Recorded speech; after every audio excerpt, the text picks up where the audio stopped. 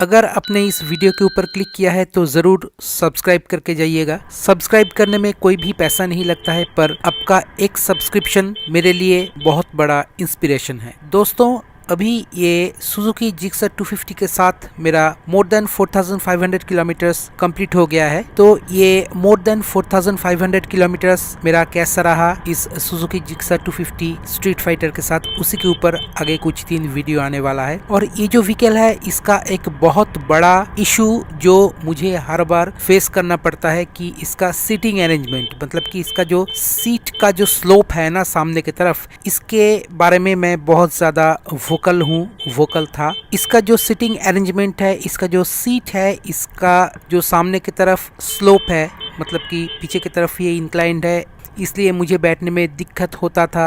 अभी भी कभी कभी दिक्कत होता है। तो इसके बारे में मैं बहुत ज़्यादा वोकल था और अभी भी वोकल हूँ। पर इसका एक बहुत ही तगड़ा सोल्यूशन मैंने निकाला है, उसी के बारे में आगे वीडियो में मैं बात करूँगा। एकदम डिटेल में मैं दिखाऊँगा कैसे ये सॉल्व किया जाता है without disturbing the seat cushioning, without disturbing the seating arrangement. तो सुजुकी जिक्सर 250 स्ट्रीट फाइटर का इसे छोड़ के, मतलब कि सीट का जो अरेंजमेंट है इसको छोड़ के और कोई भी इशू आज तक मुझे बॉदर नहीं किया है। हाँ, और एक चीज़ जो कि बहुत ही एक माइनर सा चीज़ है एटलीस्ट अभी तक मेरे लिए इस व्हीकल के साथ, वो है इसका हेवियर क्लच पुल, क्लच लीवर का हेवीनेस। तो ये भी शायद हम सॉल्व कर लेंगे कुछ ही दिनों में, क्योंकि मैं इसके ऊपर थोड़ा सा कुछ सोच रहा हूँ। अगर वो सक्सेसफुल हो जाएगा तो शायद ये हेवी क्लच पुल भी मैं सॉल्व कर लूँगा। फिलहाल तो ये सीट का जो इशू था ये मैंने सॉल्व कर लिया। ये जो सीट का सामने की तरफ स्लोप, ये मैंने अभी ठीक कर लिया। उसी के बारे में मैं अगले वीडियो में बात करूंगा। तो ये जो वीडियो है ये एक कंप्लीट राइड वीडियो है, जस्ट एक राइड वीडियो है, क्योंकि सुजुकी जिक्सर 250 स्ट्रीट फाइटर के साथ राइड करना एक बहुत ही मज़ेदार बात है, बहुत ही एक प्लीजिंग सूदिंग एक्सपीरियंस है। जब भी मैं इस व्हीकल को लेके निकलता हूँ किसी भी कारण से, तो ये व्हीकल हर बार मेरे होठों पे मुस्कान ला देता है। तो चैनल को सब्सक्राइब कीजिए, मेरे वीडियोस को देखिए, मेरे वीडियोस को अपने दोस्तों के साथ शेयर कीजिए, क्योंकि मेरे वीडियोस हमेशा ही इंफॉर्मेटिव होता है। इंफॉर्मेशन की जरूरत तो सभी को पड़ती है। शायद मेरे वीडियोस एंटरटेनिंग ना हो, पर उसमें भर भर के इंफॉर्मेशन होता है, चाहे वो लैपटॉप रिलेटेड हो, चाहे वो मोबाइल फोन रिलेटेड हो, चाहे वो टैबलेट रिलेटेड हो, फैन रेगुलेटर रिलेटेड हो, मोटरसाइकिल या स्कूटर रिलेटेड हो। मेरे जो वीडियोस है उसमें आपको सिर्फ स्पेक शीट पढ़ पढ़ के बताया नहीं जाता है, उसमें बहुत सारे टेक्निकल नो हाउस शेयर किया जाता है। सुजुकी जिक्सर 250 स्ट्रीट फाइटर का जिस इशू के बारे में मैं हमेशा से वोकल रहा हूँ वो है इसका सीट, मतलब कि इसका राइडर सीट। इसका राइडर सीट जो है ये पीछे की तरफ कुछ ज़्यादा ही इंक्लाइंड है और स्वाभाविक तौर पे ये सामने की तरफ कुछ ज़्यादा ही डिक्लाइंड है, मतलब कि सामने की तरफ ये ज्यादा ही स्लोप में है। इसके कारण क्या होता है कि जब आप इस सीट के ऊपर बैठ के राइड करते हैं तब आप इवेंचुअली स्लिप करके सामने की तरफ स्लाइड कर जाते हैं। इससे आपका जो मिडिल पार्ट ऑफ बॉडी ये टैंक से टकराता है और that is an immense discomfort for a rider, और उससे आपका कॉन्फिडेंस भी कम होता है। तो इसी का सोल्यूशन आज हम लेके आए हैं, जिससे कि आपको अपना जो स्टॉक सीट है उसमें कोई भी फेरबदल नहीं करना पड़ेगा, जो स्टॉक सिस्टम है उसमें भी कोई भी फेरबदल नहीं करना पड़ेगा। बस एक छोटा सा एडजस्टमेंट और ये प्रॉब्लम बिल्कुल सॉल्व हो जाएगा। आपको हम एक चीज बहुत क्लोजली दिखाने की कोशिश कर रहे हैं। आप देखिए, ये जो इसका सीट है इसको अगर आप क्लोजली देखेंगे तो आप देख पाएंगे कि इसका जो फ्रंट का हिस्सा है, जो फ्रंट पोर्शन है, ये पैनल ग्रूव के साथ प्रॉपर्ली अलाइंड नहीं है। ये बहुत ही नीचे बैठता है। पैनल जो ग्रूव बनाया गया है इस पैनल ग्रूव से काफी नीचे बैठता है। इसी के कारण ये जो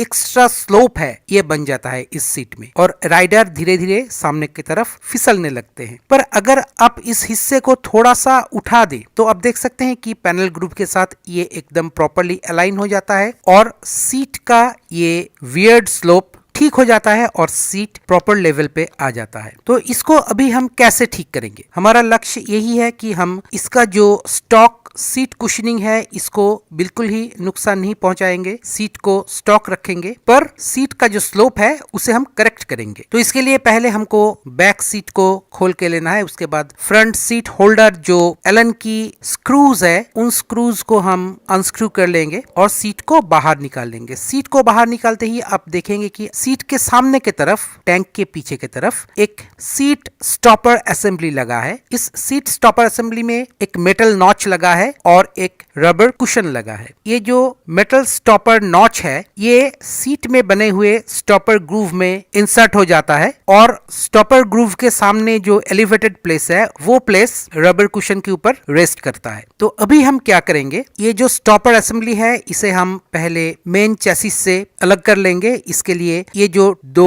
10 mm का बोल्ट लगा है इन बोल्ट्स को अनस्क्रू करेंगे तो आसानी से ये स्टॉपर असेंबली बाहर आ जाएगा। इसके बाद हम स्टॉक स्क्रू नट के डबल 2 स्क्रू नट ले लेंगे। एक्चुअली डबल तो नहीं लगेगा, इससे छोटा ही लगेगा, जितना लगेगा आप मेजर करके कट कर लीजिएगा। आप देख सकते हैं कि ये आसानी से इसमें फिट हो जाता है। ऐसे ही आपको चेक करके लेना है कि इसका जो थ्रेड्स है ये ठीक हो, और एक ऐसे स्पेसर लेना है। आप प्लास्टिक का भी ले सकते हैं, रबर का भी ले सकते हैं। मैं प्लास्टिक का लेना सही समझा इसलिए मैं प्लास्टिक का इस्तेमाल करूंगा। अभी ये लंबा नाट और स्पेसर के मदद से मैं इस स्टॉपर असेंबली को थोड़ा सा हाइट दूंगा, उससे सीट का जो फ्रंट हिस्सा है वो थोड़ा सा ऊपर उठ जाएगा और ये वियर्ड स्लोप का इशू ठीक हो जाएगा। तो आप देखते रहिए मैं इसे कैसे करता हूँ। तो ऐसे करके स्टॉपर असेंबली के नीचे मैं स्पेसर्स को डाल के नट्स को स्क्रू इन कर दिया और सीट को बैठा के प्रॉपरली इसके बाद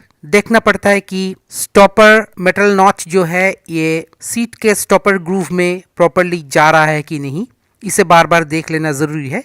तो वो सब मैं चेक करके सीट को जब इसके ऊपर सेट कर दिया, बैठा दिया, तो आप देख सकते हैं कि पैनल ग्रूव जो है उसके साथ सीट का फ्रंट पोर्शन का अलाइनमेंट कितनी अच्छी तरीके से बैठा है। उसके बाद सीट होल्डिंग स्क्रू वगैरह सब लगा दीजिए और अभी हम आपको क्लोज व्यू देने की कोशिश कर रहे हैं कि पैनल ग्रूव के साथ अभी देखिए कैसे प्रॉपरली ये सीट अलाइन हो गया है। इससे क्या हुआ कि सीट का जो कुशनिंग है, स्टॉक कुशनिंग है, उसके साथ भी छेड़छाड़ करने की कोई जरूरत नहीं पड़ी और ये वियर्ड स्लोप का जो इशू था वो भी सॉल्व हो गया क्योंकि सामने की तरफ से सीट एकदम प्रॉपर हाइट में बैठ गया। आप देख सकते हैं एक्चुअल में ये कोई डिजाइन फ्लॉ नहीं है, ये जो स्टॉपर असेंबली है उसका हाइट का इशू है। सुजुकी को चाहिए इसको रेक्टिफाई कर दें। इस वीडियो के जरिए आप जरूर सुजुकी जिक्सर 250 का एकमात्र जो इशू है सीट का इशू, ये आप सॉल्व कर सकते हैं। इससे आपका सीट का स्टॉक कुशनिंग भी बरकरार रहता है और सीट भी प्रॉपर जगह पे आ जाता है और राइडिंग कंफर्ट एकदम 10 on 10 हो जाता है। तो दोस्तों अभी के लिए बस इतना ही। अगर ये वीडियो आपको अच्छा लगा तो लाइक, शेयर और सब्सक्राइब करना मत भूलिए। मिलते हैं अगले वीडियो में, तब तक देखते रहिए। सुजुकी जिक्सर 250 नेकेड खरीदे हुए मुझे अभी 1 महीने से ज़्यादा हो गया है और मैं इसे 850 किलोमीटर से भी ज़्यादा चला चुका हूं और मेरा फर्स्ट सर्विस भी हो चुका है। फर्स्ट सर्विस का एक्सपीरियंस वीडियो मैं आपके साथ शेयर किया हूं और अभी तक जितना हो सके वीडियोस मैं इसके ऊपर डालता जा रहा हूं। इस व्हीकल के बहुत सारे डिटेल्स के बारे में बात करने हैं, तो बहुत कुछ डिटेल के बारे में अभी तक मैं वीडियो बना चुका हूं और आगे भी बहुत सारे डिटेल के बारे में वीडियोस आने वाला है। तो ये जो व्हीकल है इसके बारे में बहुत सारे मिथ, बहुत सारे वर्ड ऑफ माउथ चारों तरफ आपको सुनने को मिलेगा, but at the end of the day quality speaks. Suzuki का जो इंजन कूलिंग सिस्टम है वो कन्वेंशनल ऑयल कूलिंग सिस्टम नहीं है, कन्वेंशनल लिक्विड कूलिंग सिस्टम नहीं है। ये सुजुकी का खुद का designed and patented Suzuki oil cooling system है। ये एक इंटेलिजेंट ऑयल कूलिंग सिस्टम है जो कि इंजन के खास हिस्सों को खास तरीके से कूल करता है जब भी वो एक पर्टिकुलर टेम्परेचर से ऊपर चला जाता है। तो मैं अभी इसे 850 किलोमीटर से ज्यादा चला चुका हूं, तो मुझे ये एक्सपीरियंस हो चुका है कि ये किस सिचुएशन में कैसे इंजन को ठंडा करता है, कैसे इंजन कूलिंग इसका काम करता है। इसका जो ऑयल कूलिंग सिस्टम है ये सच में एक इंटेलिजेंट ऑयल कूलिंग सिस्टम है, क्योंकि मैंने इसे हार्ड पुश करके भी चलाए हैं, सिटी ट्रैफिक में भी चलाए हैं, कंजेस्टेड ट्रैफिक में भी चलाए हैं। तो मैंने देखा है कि जब भी ये इंजन ओवरहीट होने लगता है तो इसका कूलिंग सिस्टम तुरंत एक्टिव हो जाता है और इसका कूलिंग फैंस जो है ये चालू हो जाता है।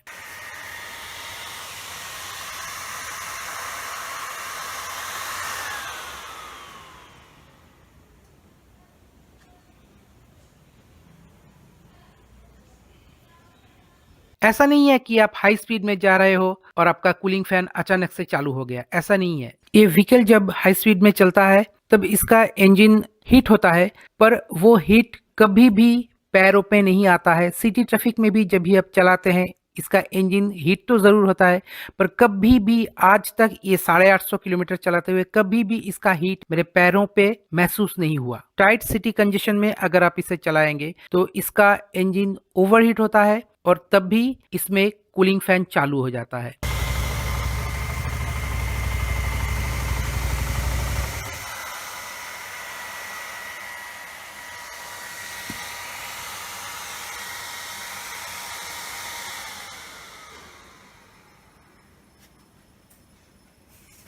जब आप हाई स्पीड में जाते हैं तब कूलिंग फैन चालू नहीं होता है, क्योंकि बाहर का एयर फ्लो होके रेडिएटर में आता है और रिक्वायर्ड कूलिंग कंप्लीट होता है। पर जब भी आप सिटी ट्रैफिक में चल रहे हो या कंजेस्टेड ट्रैफिक में मूव कर रहे हो, क्लच का बहुत ज़्यादा इस्तेमाल हो रहा हो, इंजन किसी भी तरीके से ओवरहीट हो रहा हो, तब भी आप सुन पाएंगे कि इसका जो कूलिंग सिस्टम है, इसका जो फैन है, ये चालू हो जाता है और एयर इनटेक शुरू हो जाता है और इंजन कूल होते ही वो फैन ऑफ हो जाता है।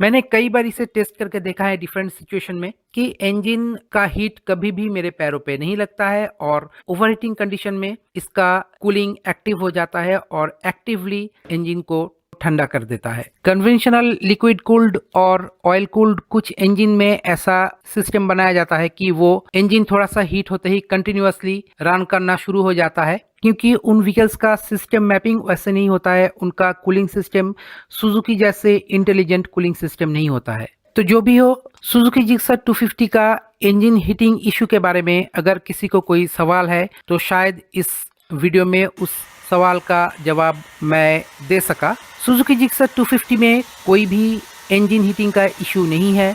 मैं 850 किलोमीटर से ऊपर चला चुका हूँ और टाइट सिटी ट्रैफिक में भी चला चुका हूँ, लॉन्ग स्ट्रेच में भी चला चुका हूँ, एट ए स्ट्रेच 200 किलोमीटर से भी ऊपर इसे चला चुका हूँ। तो मुझे पता है कि इसमें कोई भी इंजन हीटिंग इशू नहीं है, कोई भी ओवरहीटिंग इशू नहीं है। टाइट ट्रैफिक में जब भी आप इसे चलाते हैं जहाँ पे एयर फ्लो कम होता है पर इंजन हीट होता है, तब भी इसका Suzuki intelligent oil cooling system चालू हो जाता है और इंजन को कूल कर देता है, ठंडा कर देता है। तो सुजुकी जिक्सर 250 में कोई भी हीटिंग इशू नहीं है। तो दोस्तों, अभी के लिए बस इतना ही। अगर ये वीडियो आपको अच्छा लगा तो लाइक, शेयर और सब्सक्राइब करना मत भूलिए।